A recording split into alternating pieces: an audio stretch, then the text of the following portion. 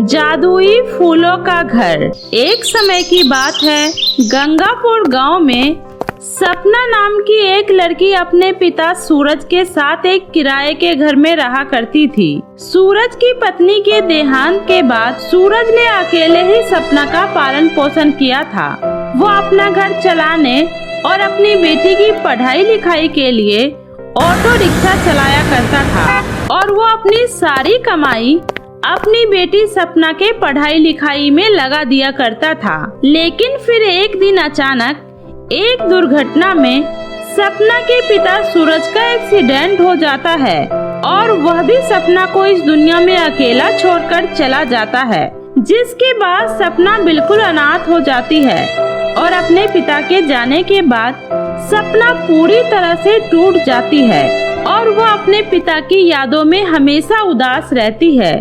लेकिन धीरे धीरे वक्त के साथ सपना अपने आप को किसी तरह से संभाल कर अपनी जिंदगी में आगे बढ़ने लगती है। लेकिन समय के साथ साथ सपना की आर्थिक स्थिति खराब होने लगती है। उसके पास खाने पीने के लिए बिल्कुल भी पैसे नहीं बचते हैं और उसे पानी पीकर ही अपना पेट भरना पड़ता है।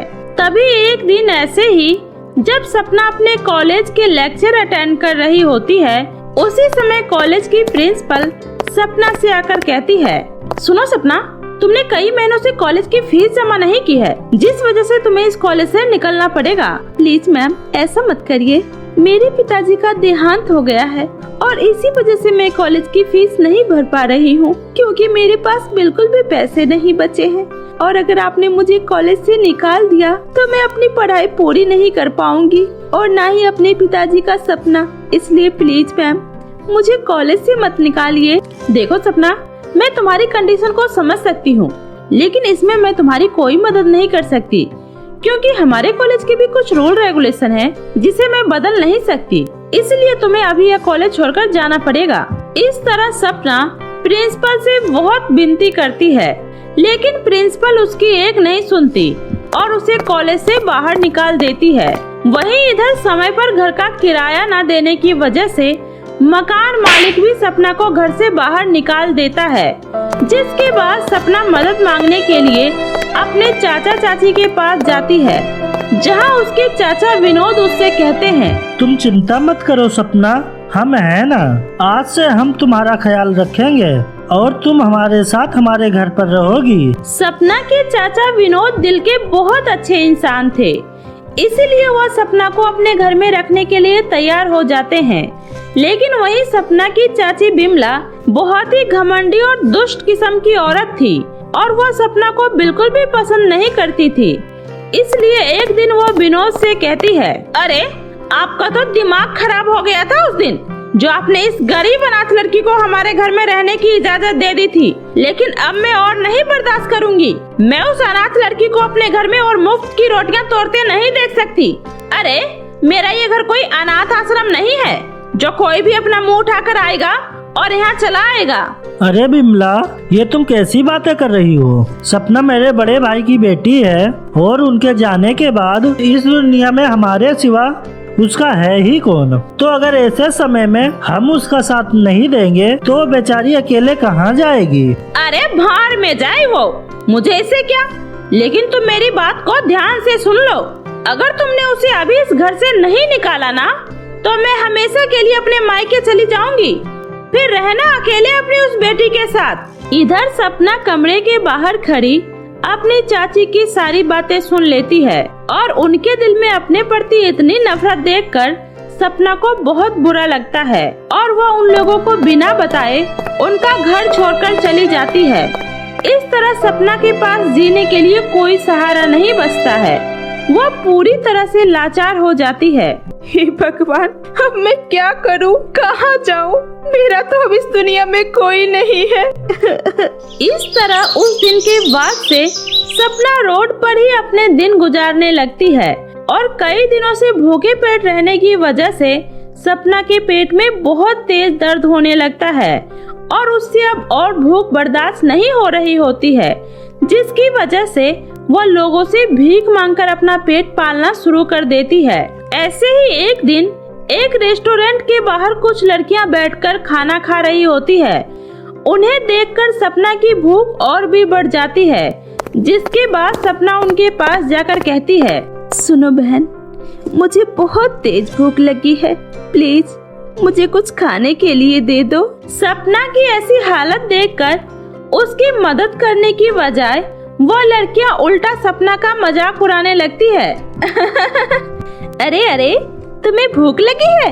चलो ठीक है, मैं तुम्हें खाना खिला दूंगी, लेकिन उससे पहले तुम्हें हम लोगों को डांस करके दिखाना होगा, तभी तो हम तुम्हें कुछ खाने के लिए देंगे। चलो अब शुरू हो जाओ। उन लड़कियों की बातें सुनकर सपना ना चाहते हुए भी उन लोगों के सामने डांस करने लगती है। उसी समय एक लड़की केले का छिलका सपना के पैरों के पास फेंक देती है, जिसकी वजह से सपना का पैर फिसल जाता है और वो वहीं गिर जाती है। अरे अरे, तुमने तो हमारा सारा मूड ही खराब कर दिया। तुम्हें तो बिल्कुल भी डांस करना नहीं आता। अब मैं तुम्हें खाने के लिए कुछ नहीं दूंगी, चलो भागो यहाँ से। अरे काजल, उस बेचारे के साथ ऐसा मत करो, कम से कम उसे खाने के लिए एक ब्रेड तो दे ही दो। इतना बोलकर वो लड़की सपना की तरफ एक ब्रेड का छोटा सा टुकड़ा फेंक देती है और कहती है, अरे अब क्या सोच रही हो, जल्दी से इसे उठाकर खा लो, वरना कोई गली का कुत्ता आकर इसे खा लेगा। अपनी गरीबी का उन लड़कियों को इस तरह मजाक उड़ाता देखकर सपना का दिल पूरी तरह से टूट जाता है और उसकी आंखों में आंसू आ जाता है और वह कहती है, अब बस बहुत हो गया, मैं और ये सब बर्दाश्त नहीं कर सकती हूँ। मुझे ऐसी मतलबी दुनिया में नहीं जीना, जहाँ हर कोई दूसरे की तकलीफ का सिर्फ मजाक उड़ाता हो। इसलिए पिताजी, मैं भी आपके पास आ रही हूँ, मैं और यहाँ नहीं जी सकती हूँ। इतना कहकर सपना भागते हुए जंगल के बीचों बीच बने एक कुएं के पास पहुँच जाती है और उसके अंदर छलांग लगा देती है। लेकिन जैसे ही सपना उस कुएं के अंदर कूदती है, वैसे ही एक सुंदर सी परी सपना को बचाकर वापस कुएं के बाहर ले आती है और उससे कहती है, अरे बेटी, ये तुम क्या कर रही थी? तुम्हें पता है ना, आत्महत्या करना कितना बड़ा पाप होता है, और वैसे भी जीवन को खत्म कर देने से समस्याएं खत्म नहीं होती है, बल्कि उनका सामना करने से ही उनका अंत होता है। तो बताओ, तुम्हें क्या तकलीफ है? उसी समय सपना अपनी सारी तकलीफ के बारे में उस परी को बता देती है और जोर जोर से रोने लगती है, जिसके बाद वो परी फिर से कहती है, सपना, तुम बिल्कुल भी चिंता मत करो, मैं हूँ ना, मैं तुम्हारी मदद करूँगी। इतना बोलकर वह परी अपनी जादुई शक्तियों से सपना के लिए वहाँ पर एक बहुत ही सुंदर फूलों का घर प्रकट करती है और कहती है, सुनो सपना, आज से ये जादुई फूलों का घर तुम्हारा है। तुम्हें इस घर में किसी भी चीज की कोई तकलीफ नहीं होगी, और हाँ, यह जादुई फूलों का घर तुम्हें तुम्हारी जरूरत की सारी चीजें देगा। इसलिए अब से तुम्हें किसी के भी सामने हाथ फैलाने की जरूरत नहीं पड़ेगी और तुम अपनी आगे की जिंदगी बहुत ही सुकून से जी पाओगी। आपका बहुत बहुत शुक्रिया परी जी। आज आपने मुझे ये जादुई फूलों का घर नहीं, बल्कि मुझे जीने का सहारा दे दिया। मैं आपका ये एहसान कभी नहीं भूलूंगी। इस तरह सपना उस जादुई फूल के घर में बड़े ही आराम से रहने लगती है और अब उसकी जिंदगी में किसी भी तरह की कोई तकलीफ नहीं होती और वह अब इस जादुई फूल के घर की मदद से कॉलेज में अपना एडमिशन फिर से करवा लेती है और अपने आगे की जिंदगी खुशी खुशी व्यतीत करने लगती है। जादुई 5 फ्रॉक वाला घर। एक समय की बात है, शीतलापुर गांव में 5 बहनें नीलम, कंचन, सुनैना, आरती और पूजा अपनी बूढ़ी माँ सुलक्षणा के साथ रहा करती थी। और सुलक्षणा के पति के देहांत के बाद सुलक्षणा ने लोगों के घर में साफ सफाई का काम करके अपनी 5 बेटियों का पालन पोषण किया था। वो दिन रात लोगों के घरों में काम करके अपनी 5 बेटियों की जरूरतों को पूरा किया करती थी और ऐसे ही उनके दिन बीत रहे होते हैं। और कुछ दिनों बाद सुलक्षणा की सबसे छोटी बेटी पूजा का जन्मदिन आने वाला होता है, लेकिन उनकी गरीब हालत की वजह से स्कूल में हर कोई पूजा और उसकी बहनों का मजाक उड़ाया करता था। ऐसे ही एक दिन पूजा की क्लास की एक लड़की मीनाक्षी अपनी दोस्त कोमल से कहती है, कोमल तुझे पता है मेरी मम्मी मेरे लिए बर्थडे पर पहनने के लिए बहुत ही सुंदर और डिजाइनर फ्रॉक लेकर आएंगी और उसे पहनकर तो मैं एकदम परी की तरह लगूंगी। अच्छा तुम बताओ तुम क्या पहनकर आने वाली हो मेरे जन्मदिन पर? मीनाक्षी, मेरी मॉम मेरे लिए फ्रॉक की मैचिंग की बहुत ही सुंदर सैंडल लेकर आई है, मैं वही पहनकर तुम्हारे बर्थडे पर आऊंगी। अच्छा वो सब तो ठीक है, लेकिन क्या तुम इन 5 गरीब बहनों को भी अपने बर्थडे पर बुला रही हो? अरे नहीं नहीं, इन 5 को अपने बर्थडे पार्टी में बुलाकर अपनी इंसल्ट करवानी है क्या? इसलिए मैं इन लोगों को अपने बर्थडे का इनविटेशन नहीं दे रही हूँ। तुमने बिल्कुल सही कहा मीनाक्षी, इन गरीबों को तो ये भी नहीं पता होगा कि बर्थडे नाम की भी कोई चीज होती है। इनके लिए तो सारे दिन एक जैसे ही होते हैं और कहाँ हम लोगों के हर एक दिन खास होते हैं। और हाँ, इन लोगों के पास तो ढंग के कपड़े भी नहीं होंगे, तो क्या ये लोग हम लोगों के कपड़ों की बराबरी करेंगे? इसलिए हम लोगों के डिजाइनर फ्रॉक को देखकर ही अपना मन बहला लेना, क्योंकि तुम लोगों की किस्मत में डिजाइनर फ्रॉक पहनना तो लिखा ही नहीं है। इतना कहकर मीनाक्षी और कोमल उन 5 बहनों का बहुत मजाक उड़ाती है। तभी पूजा की चारों बहनों को उनकी बातें सुनकर बहुत गुस्सा आता है। उसी समय नीलम कहती है, तुम लोगों को हमारी गरीबी का इस तरह मजाक उड़ाने का कोई हक नहीं है। हम लोग गरीब हैं, तो इसमें हमारी कोई गलती नहीं है। तुमने बिल्कुल सही कहा नीलम, इन लोगों को हमारे इस तरह मजाक नहीं उड़ाना चाहिए। और नहीं तो क्या, अगर हमारे पिताजी जिंदा होते तो आज हमारी हालत ऐसी नहीं होती। सुनैना दीदी, आप इन लोगों को मुंह मत लगाइए, क्योंकि ऐसे लोगों को मुंह लगाकर कोई फायदा नहीं है। उसी समय पूजा उन दोनों लड़कियों से कहती है, सुनो मीनाक्षी और कोमल, अगर आज के बाद तुम दोनों ने हमारी गरीबी को लेकर जरा सा भी मजाक उड़ाया तो इस बार मैं तुम्हें छोड़ूंगी नहीं। इसलिए चुपचाप यहाँ से चली जाओ और ये अपनी अमीरी का घमंड कहीं और दिखाना, हमारे सामने नहीं। पूजा इतना कह रही होती है कि उसी समय स्कूल की छुट्टी हो जाती है और वो 5 बहनें अपने घर वापस आ जाती है। लेकिन उनके मन में कहीं न कहीं मीनाक्षी और कोमल की बातों से ठेस पहुंचती है, जिसकी वजह से उनके चेहरे पर उदासी साफ साफ जाहिर हो रही थी। और उनके इन उदास चेहरों को देखकर उनकी माँ सुलक्षणा उनसे पूछती है, क्या हुआ मेरी प्यारी बच्चियों, आज तुम लोग इतना उदास क्यों लग रही हो? कुछ हुआ है क्या? माँ, हमारी गरीबी की वजह से स्कूल में सारे बच्चे हमारा मजाक उड़ाते हैं। हाँ माँ, और उनकी बातें सुनकर हम लोगों को बहुत बुरा लगता है। और माँ, आपको पता है कुछ दिनों बाद पूजा का जन्मदिन आ रहा है और इस वजह से भी स्कूल में बच्चों ने हमारा बहुत मजाक उड़ाया है। हाँ माँ, क्योंकि उन लोगों को लगता है कि हम लोग ना ही कभी जन्मदिन मना सकते हैं और ना ही अच्छे कपड़े पहन सकते हैं। तुम लोग चिंता मत करो मेरी बच्चियों, मैंने इस बार कुछ पैसे जमा किए हैं, इसलिए मैं तुम 5 को पूजा के जन्मदिन पर बहुत ही सुंदर फ्रॉक ला कर दूंगी। फिर मेरी बेटियों का कोई मजाक नहीं उड़ा पाएगा। सुलक्षणा की बातें सुनकर वो 5 बहनें बहुत खुश हो जाती है और सबसे ज्यादा खुश पूजा होती है, क्योंकि इस बार वो भी अपना जन्मदिन मना पाएगी और अपने जन्मदिन पर वो भी सुंदर सी फ्रॉक पहनेगी। और ऐसे ही कुछ दिन बीत जाते हैं और उसी बीच जब सुलक्षणा अपने मालकिन के यहाँ काम कर रही होती है, तभी अचानक जीने से उसका पैर फिसल जाता है और वो नीचे गिर जाती है, जिसकी वजह से उसके पैर में फ्रैक्चर आ जाता है। और अपनी माँ को इस हालत में देखकर वो 5 बहनें बहुत दुखी हो जाती है। मुझे माफ कर देना मेरी बच्चियों, क्योंकि मैं तुम लोगों के लिए अब नई फ्रॉक नहीं ले पाऊंगी, क्योंकि मैंने जितने भी पैसे जमा किए हैं वो सब तो मेरे इलाज में लग गए। माँ, आप प्लीज ऐसा मत कहिए। हाँ माँ, हम लोगों को नए कपड़े नहीं चाहिए। हाँ माँ, दीदी बिल्कुल सही कह रही है। इसलिए माँ, आप बस अपनी तबीयत का ख्याल रखिए, हमें आपके अलावा और कुछ नहीं चाहिए। और माँ, आप चिंता मत करिए, देखना एक दिन सब कुछ ठीक हो जाएगा। इस तरह वो 5 बहनें अपनी माँ को तसल्ली देती है। और इसी बीच कुछ दिन बाद पूजा का जन्मदिन आ जाता है, लेकिन अभी भी सुलक्षणा की तबीयत में ज्यादा सुधार नहीं आया था। इसलिए वो इस बार भी अपना जन्मदिन नहीं मना पाती है। और ऐसे ही वो पांचों बहनें अपने घर के पीछे वाले बगीचे में बैठे एक दूसरे से बातें कर रही होती है। पूजा दीदी, वैसे सच कहें तो कोमल और मीनाक्षी की किस्मत कितनी अच्छी है।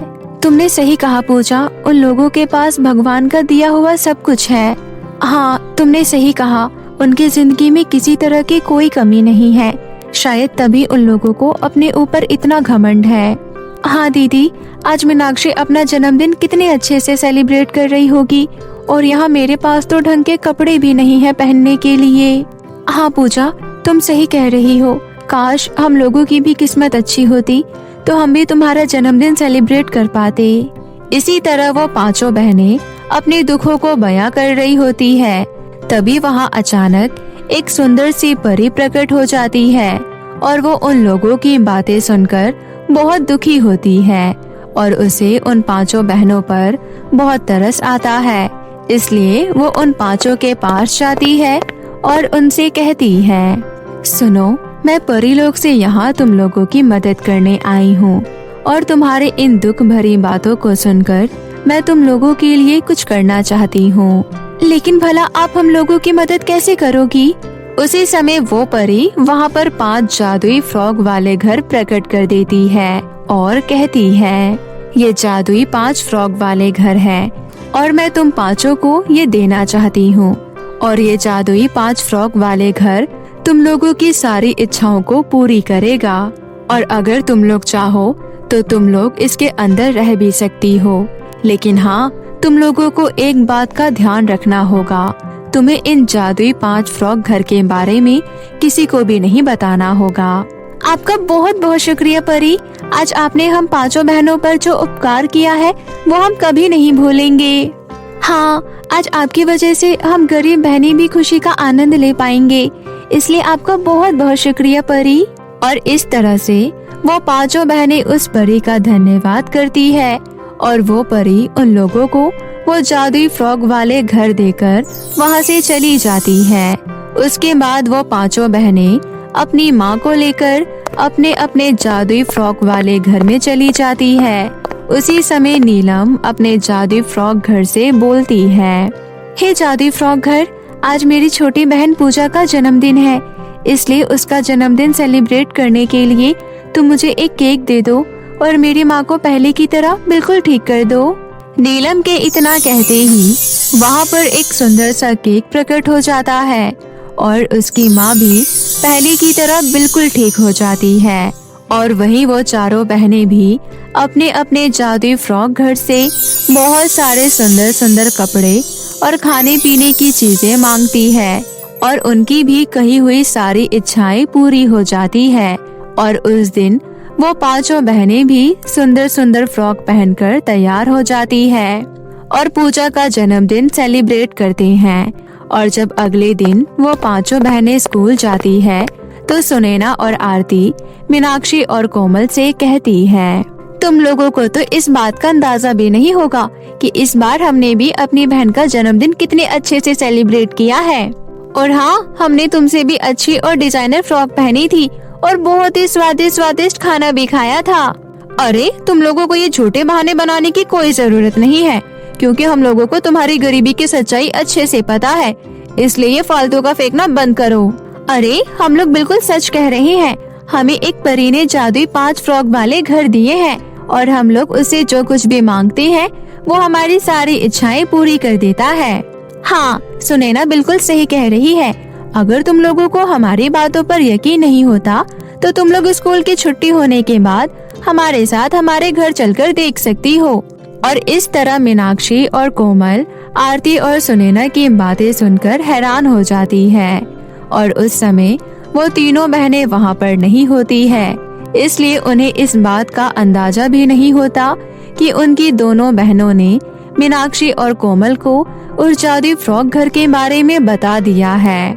इसलिए जब स्कूल की छुट्टी होने के बाद सुनैना और आरती मीनाक्षी और कोमल को अपने जादुई फ्रॉक घर के सामने ले जाकर कहती है, हे जादुई फ्रॉक घर, तुम जल्दी से मुझे स्वादिष्ट खाना दे दो।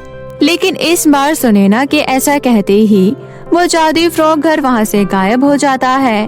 और ऐसी ही आरती भी जब अपने जादुई फ्रॉक घर से कुछ मांगती है तो उसका भी जादुई फ्रॉक घर वहाँ से गायब हो जाता है। और इस तरह वो बाकी के जादुई 3 फ्रॉक घर भी वहाँ से गायब हो जाते हैं, जिस वजह से उन लोगों की कोई भी इच्छा पूरी नहीं होती। और इसी वजह से मीनाक्षी और कोमल उन दोनों बहनों का बहुत मजाक उड़ाते हैं और वहाँ से हंसते हुए चले जाते हैं। और जब उन तीनों बहनों को इस बात का पता चलता है तो नीलम कहती है, आरती और सुनैना, ये तुम दोनों ने क्या किया? अरे तुम दोनों इतनी नासमझ कैसे हो सकती हो? तुम्हें पता है ना उस परी ने हमें क्या कहा था? आज तुम दोनों की वजह से सब कुछ खराब हो गया। हाँ दीदी, आज आप लोगों की लापरवाही की वजह से वो जादुई फ्रॉक घर हमारे पास नहीं है। अब हम लोग क्या करेंगे? तुम सब मुझे माफ कर दो।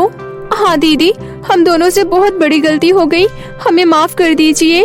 उसी समय वो परी वहाँ पर फिर से प्रकट हो जाती है और वो कहती है, सुनैना और आरती, मैंने उन जादुई फ्रॉक घर के बारे में किसी को बताने से इसलिए मना किया था क्योंकि अगर ये किसी लालची और बेईमान इंसान के हाथ लग जाए तो वो लोग इसका गलत उपयोग करेंगे।